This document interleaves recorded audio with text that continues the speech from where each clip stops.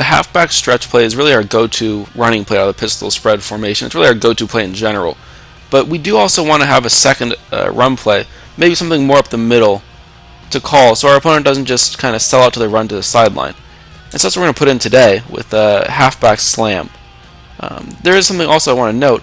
You can do something similar with the read option. If you have a pretty mobile quarterback, the read option isn't nearly as good on the next-gen consoles as it is on the current-gen stuff.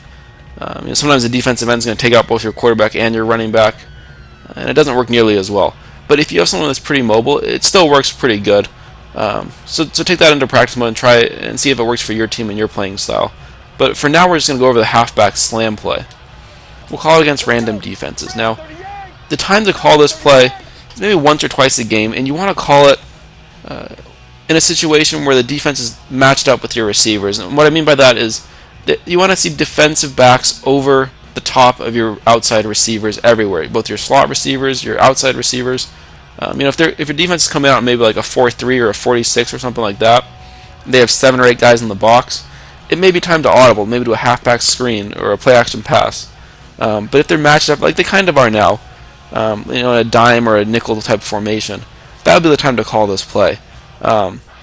You shouldn't really expect huge chunks of yards here. You should probably expect 4 or 5 yards, which isn't all that bad. But the main reason you're calling this play is so that your opponent can't sell out on the halfback stretch.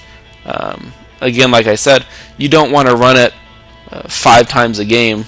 You want to run it once or twice, just to give your opponent something else to think about.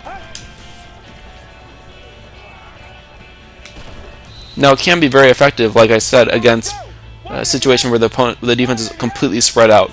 Now, obviously, here you would audible because there's no one over either of our slot receivers.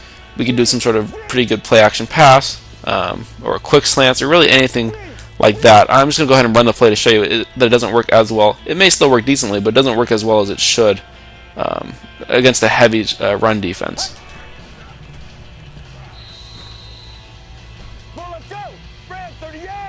This would be the type of situation where you call it, where it looks like you have a pretty good handle. There's mostly defensive backs in the field.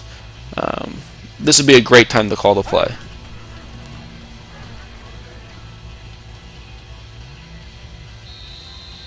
So we'll go ahead and get into the final play of our scheme on the next video. Again, just click the next video button, and we'll take you to that.